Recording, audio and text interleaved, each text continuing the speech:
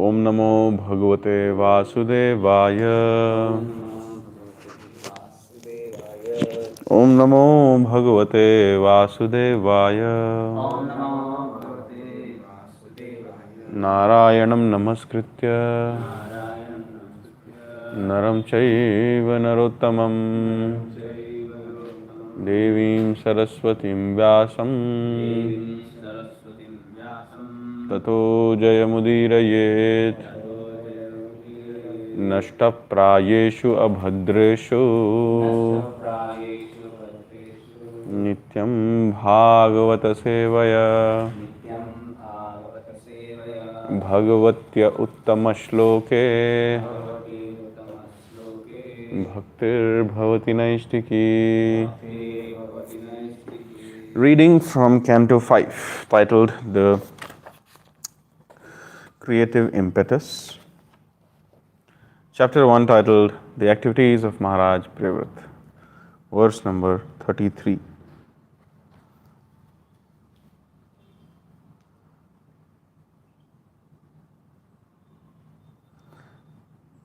Sharodakeshu Rasudasuroda Ghritoda Kshiroda Dadhimandoda Shuddhodah Sapta Jaladayah Sapta Dvipa Parikha Iva Bhayantara Dvipa Samana Ekai Kashyena Yathanupurvam Saptasva Avi Bahir Dvipeshu Prithak Parita उपकल्पितास्तेषु जम्व आदिषु बार्हिष्मतिपतिर् अनुव्रतानात्मजान् आग्निध्रेध मझीव यज्ञबाहु हिरण्यरेतु घृतपृष्ठ Medhatithi Vitihotra समज्ञान यथा संख्ये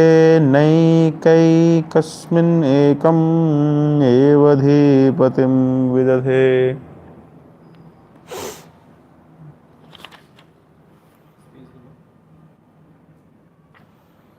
Word to word meanings. Shara, salt. Uda, water. Ikshu rasa, the liquid extract from sugar cane. Uda, water. Sura, liquor. Uda, water. Ghrita, clarified butter. Uda, water. Kshira, milk. Dadhi, manda, emulsified yogurt. Shuddha udah, drinking water. Sapta, 7. Jaladhayah, oceans. Sapta, 7. Dvipa, islands. Parikha, trenches. Iva, like. Abhayantara, internal. Dvipa, islands. Samanaha, equal to. Eka ekashena, one after another. Yatha anupurvam, in chronological order. Saptasu, 7. Api, although. Bahihi, outside. Dvipeshu, in islands. Prithak, separate. Paritah, all around. Upakalpitah, situated. Teshu, within them. Jambu adishu, beginning with Jambu.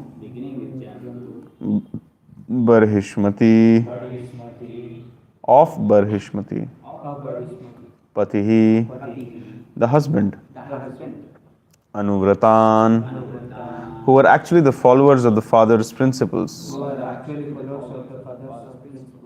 Atmajan, sons. Agnidhra idmajihva yajnabahu hiranyaretah ghritapristha medhatithi vitihotra samagnan These are the names of the sons of Maharaj Priyavrata: Agnihotra, Idmajiva, Yajnabahu, Hiranyareta, Ghritaprishtha, Medhatithi, Vitihotra, Yatha Sankhena. By the same number, Ek Ekasmin, in each island, Ekam, one, Eva, certainly, Adhipatim, king, Vidadhe, he made. Translation and purport by His Divine Grace A.C. Bhaktivedanta Swami Srila Prabhupada ki jai. Translation. The seven oceans respectively contain salt, water, sugarcane juice, clarified butter, milk, emulsified yogurt, sweet drinking water. Yeah, I missed one. So the seven oceans respectively contain salt water, sugarcane juice, liquor, clarified butter, milk, and emulsified yogurt, and sweet drinking water. All islands are completely surrounded by these oceans. Each ocean is equal to the breadth of the island it surrounds.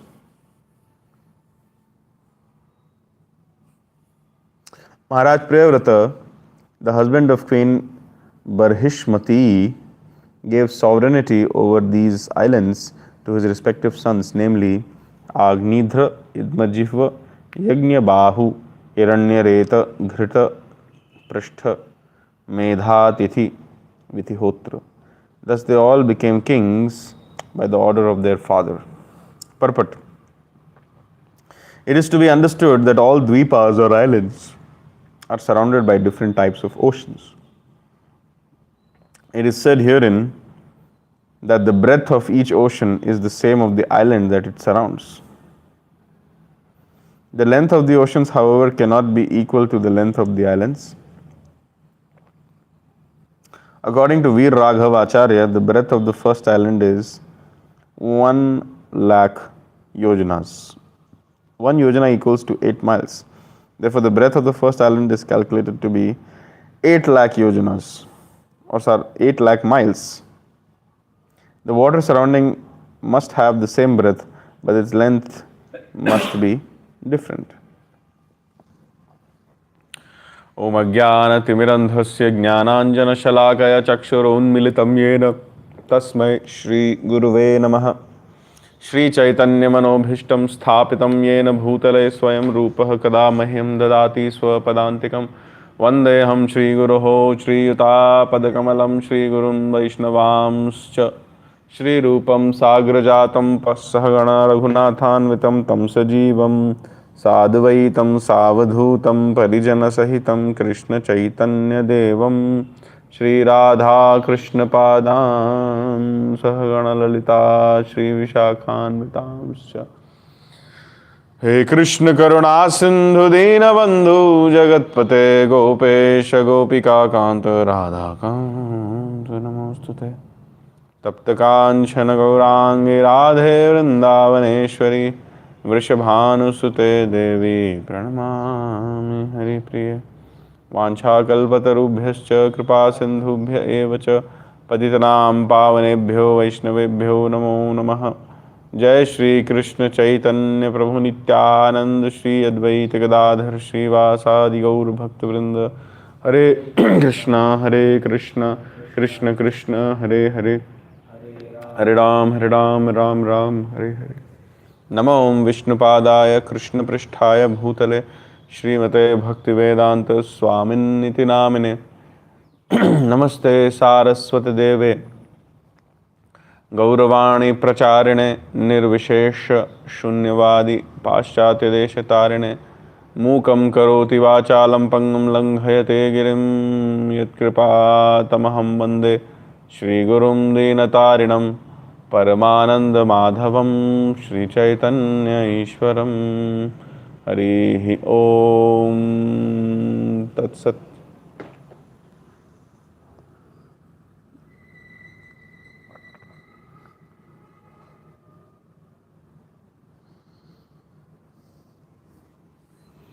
Hare Krishna.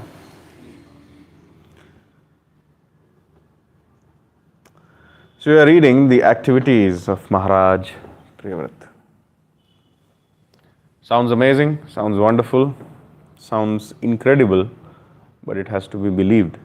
Why? Because the Bhagavatam says, and whatever the Bhagavatam says is the absolute truth. So what is Maharaj Priyavrat doing?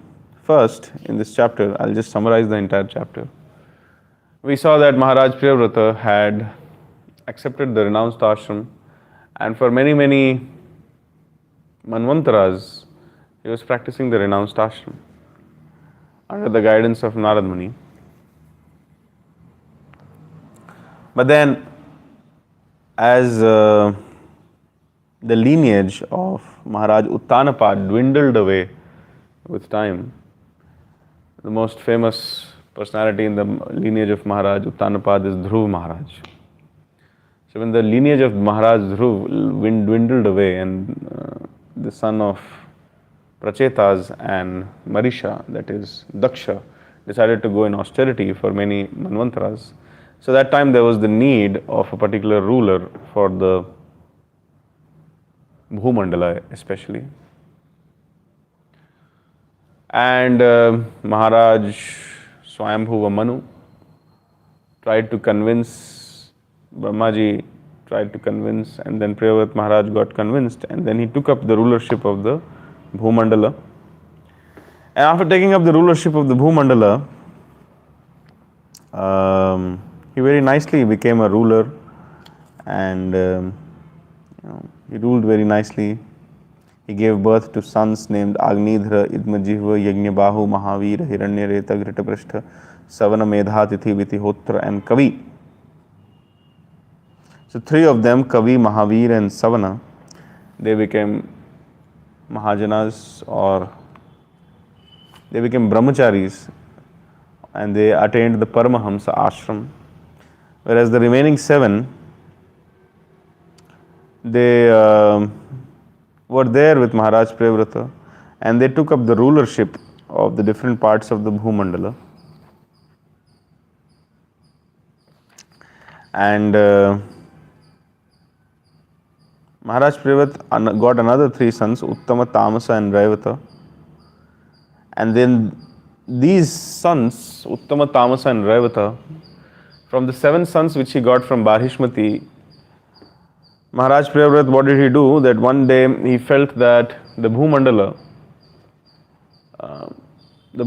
when I say Bhumandala, I don't just mean the earth, but all the earthly planetary systems. If this Bhumandala is a surface, and on that surface if an orange is kept, then that orange is earth. But then apart from that orange is also the other parts of the surface. So Maharaj Priyavrata was seeing that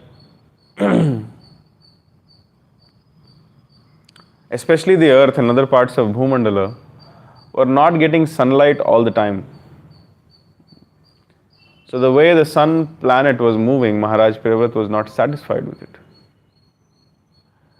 Now Maharaj Priyavrata is not satisfied not because he is not able to do sense gratification. He is not satisfied because, just like Lord Chaitanya would say that why to waste time in the night? Let's chant Hare Krishna and let's do Sankirtan in the night also. Why to waste time sleeping? So similarly, Maharaj Priyavrata saw that the people were not able to fully utilize their time to achieve the goal of life because of this movement of the sun. So he decided to give eternal sunshine to all parts of the Bhumandala always. So by the power of his yogic potency, Maharaj Priyavrata divided himself into two bodies. One body remained the king of the Bhumandala, and the another body became the sun, or rather was doing the work of the sun, and he was running his chariot in the direction opposite, in the direction behind the sun, in such a way that in whichever parts of the world there was darkness, due to the influence of his chariot's movement, it was giving light. So in the month of Jeshtha, when it is too hot in those parts of the world, in the night, due to his light, he used to bring coolness. And similarly, in the months when it was very cold, due to his light in the night, he used to bring little warmth. So he made the atmosphere very convenient to chant Hare Krishna, Krishna Krishna, Hare Hare, Hare Rama, Rama Rama, Hare Hare. So what happened by the movement of this chariot?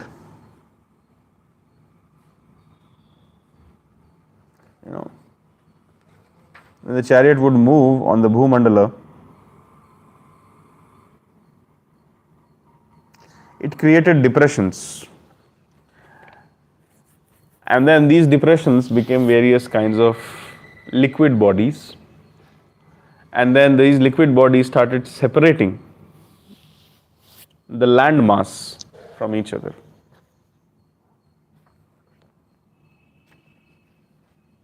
It said in the verse number 31, when Prevat drove his chariot behind the sun, the rims of his chariot wheels created impressions that later became 7 oceans, dividing the planetary system known as Bhumandala into 7 islands.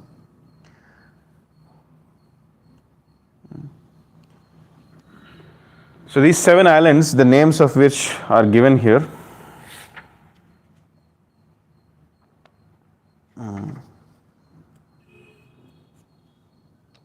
Yes, Jambudweep, Lakshadweep, Shalmalidweep, Kushadweep, Kraunchadweep, Shakadweep and Pushkaradweep. These are different sections of the Bhumandala. Later on we'll see that each dweepa has been divided into various varshas. So Jambudweepa is the only dweepa which is circular in shape, like a disc. All the other dweepas are like a ring. Jambudweep is like a disc. It's like a flying disc. But surrounding Jambudweep is a saltwater ocean which is as big in breadth as you can say, the diameter of the disc of Jambudweep. And after that, there is a concentric ring-like structure which is double the size of Jambudweep. And then that is surrounded by a different kind of water body.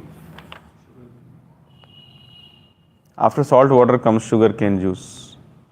And then like that there are various dweepas, and each of them has been named also.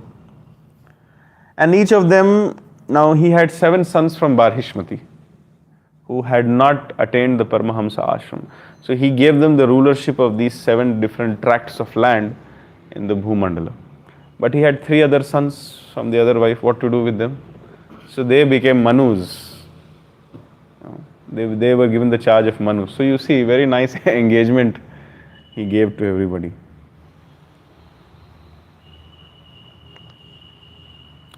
Now, one may argue that if this is the kind of structure of the Bhumandala, why can't we see it? So we cannot see everything because of the limitations of our senses. Our senses have 4 defects. Our senses are imperfect. They are always in illusion. There is a tendency to commit mistakes. And because the tendency of committing mistakes is there, so therefore a tendency to cheat is also there. So because of these 4 defects, and also because of not having proper consciousness, we are not able to see these higher truths. Just because we can't see doesn't mean that they don't exist. We can understand this by a very simple example. For one who has a proper consciousness, he will see Krishna in the altar. But one who doesn't have a proper consciousness, he will see a stone in the altar.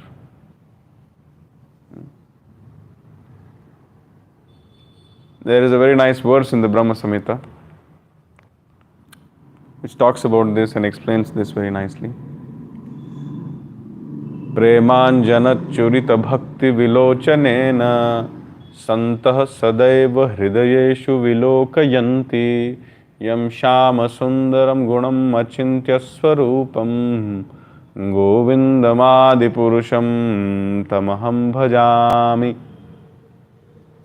So those who have put the ornament of love in their eyes, they can actually see Krishna. When Krishna says in the Bhagavad Gita, Bhaktya mam abhijanati, that means on those devotees or those people who are practicing Krishna consciousness, those who are chanting Hare Krishna, Krishna Krishna, Hare Hare, Hare Rama, Rama Rama, Hare Hare, Krishna will ultimately reveal only to them. And only they will be able to see and understand and experience who is God, what is God. Those who are not able to do this, they'll never understand. So we see in our practical day-to-day experience also that those who are devotees, they are able to experience God, they are able to see God, and those who are not devotees of the Lord, they are not able to see the Lord. So therefore, in order to see the Lord, one needs proper consciousness. So similarly, to perceive and experience the various creations of the Lord, which in one way are the energies of the Lord and in one way non-different from the Lord, one needs proper consciousness.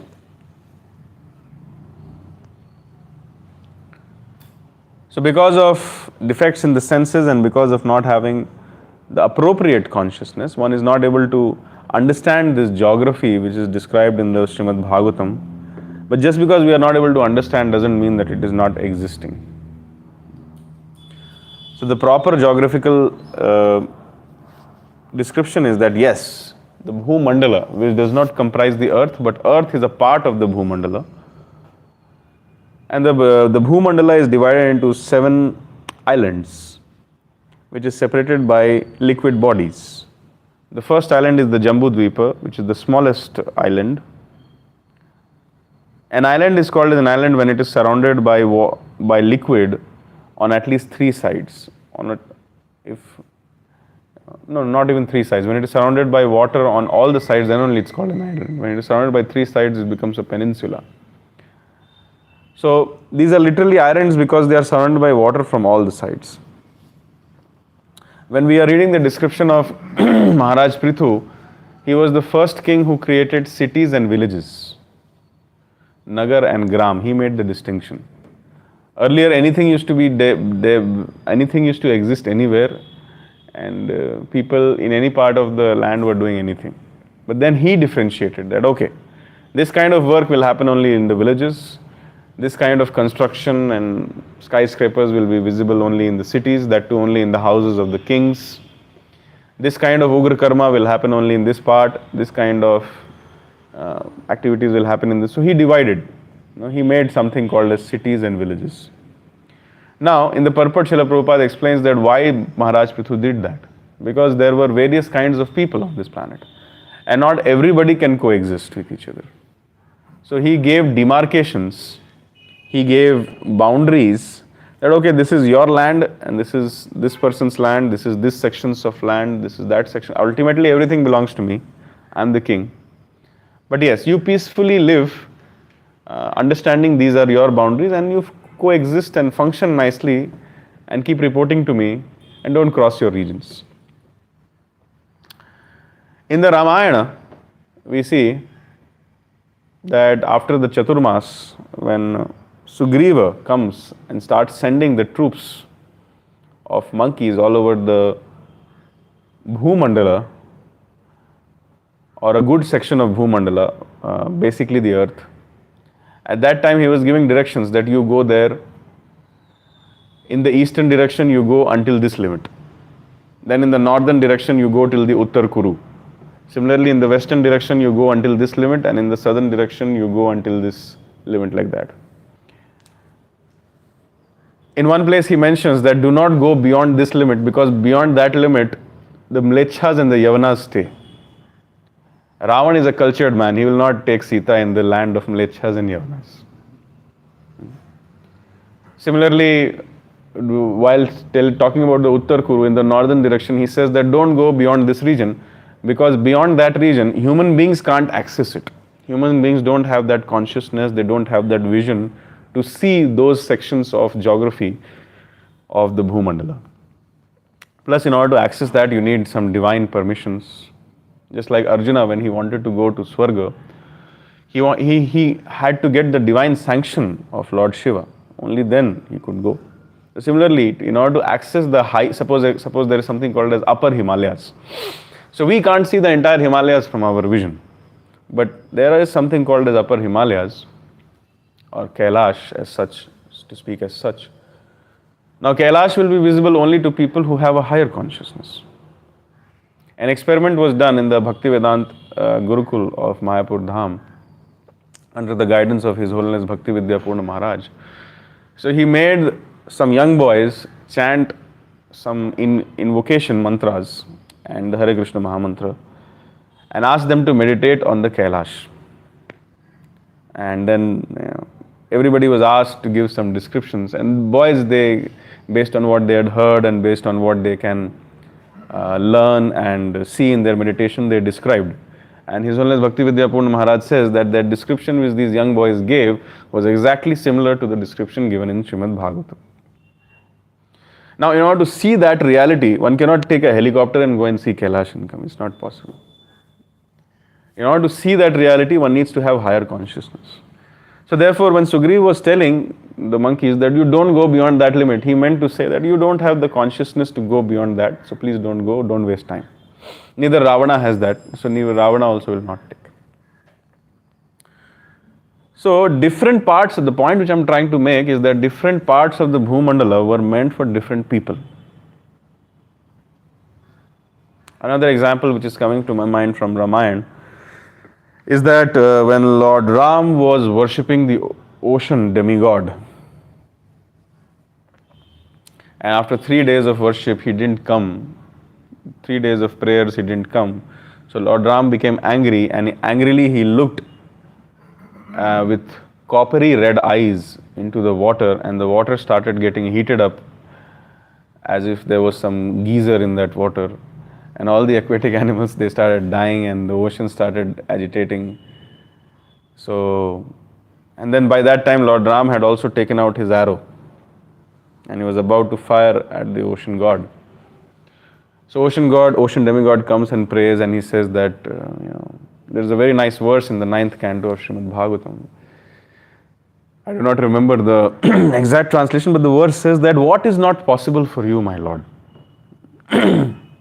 And simply by your glance, if you can agitate the entire ocean, then you might as well just walk over me. But because I want your glory to remain eternally in this world, so I will request you to make a bridge upon me and walk away. That bridge will always make me humble and remind me of my insignificance, and it will make you glorious eternally. So this is my desire, please fulfill it. Like this, the ocean demigod comes and prays. This is there in the 9th canto. So Lord Ram instructs Nal and Neel, the architects, to make that ocean, and then he walks away. But then Lord Ram is telling that, fine, I'll do that, but what to do with this arrow? This is Ramban. Once it has, the Anusandhan has happened, once it has been kept on the bow, it cannot go back, and it cannot be a failure also. It has to do something. So at that time the ocean demigod says that fire it towards the eastern direction in one of the Dvipas he mentioned, which is beyond the Jambu Dvipa, which is the land of the Mlechas, and they are creating a lot of trouble. So the ocean demigod says that you put that arrow there and kill the population of that area and let new growth happen there. Something like this conversation happens. So Lord Ram fires the arrow in that direction and does that job of killing the undischarged insolvents, or the people who are basically having criminal mentality, non-Vedic mentality. So similarly, Maharaj Priyavrat here also divided the entire land mass into 7 parts just to accommodate people with 7 different kinds of consciousnesses. We will read about it in the later chapters, in the later verses of this chapter, how each king of each island ruled his island in a particular way. And just like on Jambu Dvipa, we have the Chaturvarna, Brahmana, Kshatriya, Vaishya and Shudra. Corresponding to this Chaturvarna, there are Chaturvarnas. The names are different, but Prabhupada says in his purport that it corresponds to Brahmana, Kshatriya, Vaishya and Shudra only. Some functionalities may be different on each of these dvipas. So it is very clear that the consciousness of people on each of these dvipas is different. We don't have the consciousness to be surrounded by an ocean of milk. We have the consciousness of being surrounded by a saltwater ocean. So, but there are some category of people who live in a place where they are surrounded by ghee. Imagine how much they can nicely do Damodar Aarti every day. Simply take the ghee and imagine how many yagyas they can do on that dvipa. There is no problem. When I was a small child, I used to hear ghee. Then when I grew up, I used to hear Shuddha ghee. Then when I grew up more, I started hearing Shuddha Desi Gai ka ghee. Now I am hearing Shuddha A2 Desi Gai ka ghee. So I am understanding what is happening with time. I am not getting ghee anymore. Now organic ghee is coming. Bilona ghee is coming. This, that ghee made in the Brahma Murta, all that is coming. So we can clearly understand that what we are getting is not ghee. We are being cheated in the name of ghee. But there is an island where there is so much ghee that people can do unlimited sacrifices. There is an island where there is so much milk where people can really keep offering everything to Krishna. And similarly, there is an island where there is so much liquor where people can do unlimited sense gratification. And similarly, there is an island where there is so much sugarcane juice that so many things may be happening with that sugarcane juice. So Maharaj Priyavrat did that task as a king. He divided the entire ocean. He, by his yogic potency, divided himself in two parts, became the sun also, and kept light and heat in the night of these regions when the sun was not giving light in that region. And ultimately, he had 7 sons from Barhishmati. He trained them to be nice rulers. I think in the previous verses we read that Maharaj Priyavrat ruled for 11 Arbudas. It is a very, very big time, spanning across Manvantras. And these sons were not born very late also. They were born in the right time. So these sons, they got extremely good training, qualified to be the rulers of these 7 different. So point to be noted that a leader is one who creates leaders. A true leader always tries to create many, many leaders, empowers them, trusts them, gives them an environment where they can make mistake and learn, and then basically empowers them, just like Srila Prabhupada did. He gave, the best example coming to my mind is that he gave the assignment of starting or doing the Rath Yatra in England to 3 families, 3 disciples who were surrendered to Srila Prabhupada. And Srila Prabhupada empowered them and then gave them instructions, and he made them into leaders. Srila Prabhupada went to Russia. He talked to His Grace Ananta Shanti Prabhu for 6 to 7 hours. He empowered him, trusted him, made him into a leader. Now, you see what's happening in Russia. Similarly, Srila Prabhupada would be traveling in a train. He would ask his disciples to get down at a particular station and start a particular center. So he was training his disciples all the time. At one point of time, in the ISKCON early days, there was no book distribution happening. Only the Back to Godhead magazines were getting distributed. So Srila Prabhupada inspired his disciples. Earlier, there was a mental barrier in the minds of the disciples that how can we distribute books?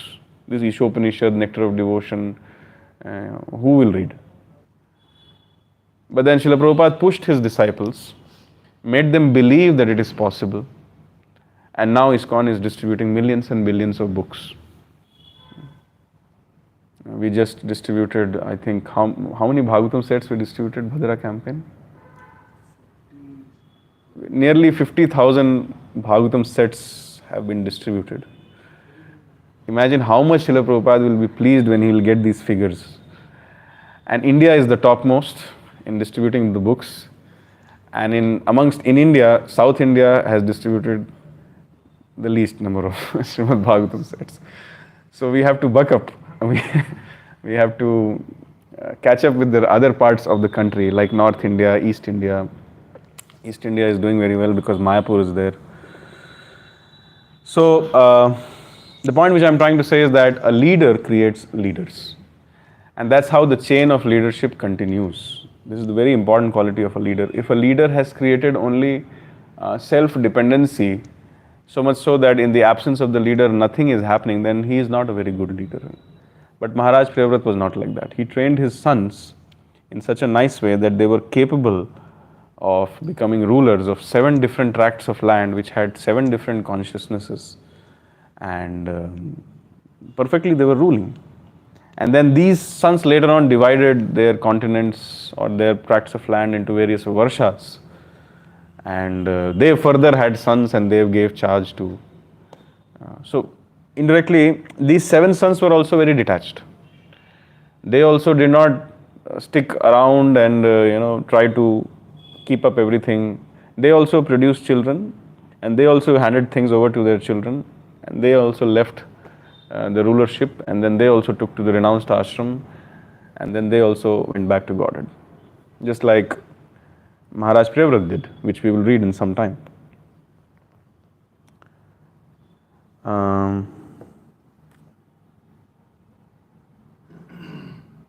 Another point which we can learn from this verse: thus they all became kings by the order of their father. So it is very important to have an order to do some service. Then only it's bona fide. There are 2 kinds of services. One is the service which is self-created, and one is the service which is ordered. Out of the 2, spiritual advancement happens generally when someone receives an order and tries to execute it.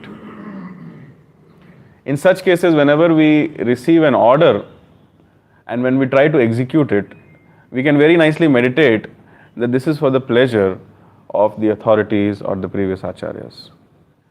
One can meditate that this is being done not for my sense gratification, but for the pleasure of their transcendental senses. And in that way, one can always feel like a servant all the time. If one starts creating their own services, it may or may not be approved by the previous acharyas or the authorities. That can lead to a problem. So service becomes bona fide only when instructions comes, and those who have dedicated their life for some instructions coming from the Guru Parampara or the previous acharyas, they are very fortunate people. Srila Prabhupada was very transcendentally greedy in this aspect. He would always say that the secret to advancement is to fulfill the desire of the previous acharyas. So he was always seeing what Bhaktivinoda Thakur wants, what his spiritual master wants, and what the previous acharyas want, and based on that he was just trying to do things. And so therefore he became so successful in pleasing Guru and Krishna. Similarly, if we are also always on the lookout what Srila Prabhupada wants from us by reading his purports and hearing his lectures, if we can understand what our spiritual masters want from us, if we can understand what the sincere followers of Srila Prabhupada want from us, and if we can just try to meditate on that, then life is glorious. Otherwise, it's not very glorious. So thus they all became kings by the order of their father. So peace and prosperity exists in a spiritual environment which is dedicated to Krishna, and that is only possible when everybody is following the instructions which is coming from the Guru Parampara, which is directly coming from Krishna.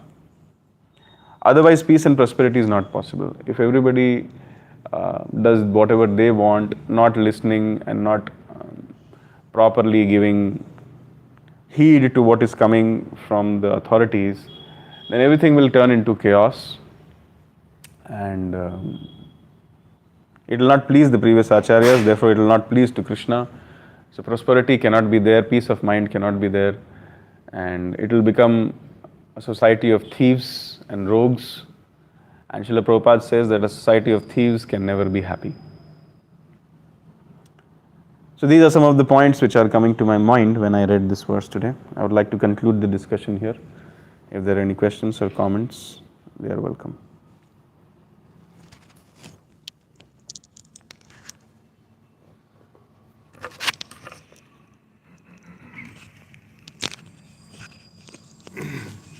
So service means what has been delegated to us in the parampara.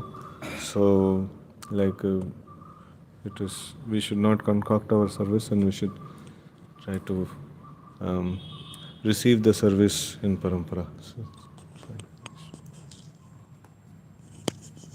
Hare Krishna. Thank you for nice class.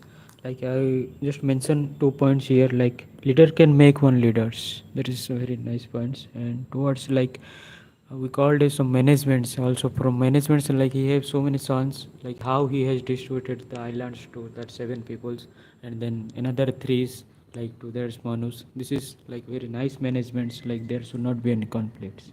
And third is like there will be we have to do our service in order basis, not our own speculations. Thank you. Hare Krishna. Hare Krishna. So, from the life of Priyavrata Maharaj, how his dependents should be engaged all the time in Krishna's service, and his 7 sons and 3 more sons from another wife are being nicely engaged. So he created that engagement for all of them, and they are being given that responsibility, and they were all doing very nicely executing the orders of their father. Hare Krishna. Hare Krishna ji, thank you so much for the class. A few points I have noted down. This point that a true leader is one who creates leaders. Very nice example of how Prabhupada, like every opportunity he got, he used it. Everything he did was to train his disciples to become leaders. And to the end, the point that the quickest way to advance is by fulfilling the desires of the previous acharyas, because by fulfilling their desires, indirectly you are fulfilling Krishna's desires. Thank you so much, Prabhuji. Hare Krishna. हरे कृष्ण प्रभु। मतलब कि अगर कोई service कर रहे हैं तो परंपरा से आने से मतलब खुद नहीं करना है। अगर कोई बोल रहे हैं तो करना चाहिए, जो सीनियर बोलेंगे वो करना चाहिए। खुद सर्विस क्रिएट करके करना है उसका कुछ मतलब नहीं। और सीनियर बोल रहे हैं तो कर रहे हैं तो उसमें हम स्पिरिचुअली ग्रो कर सकते हैं। हरे कृष्ण।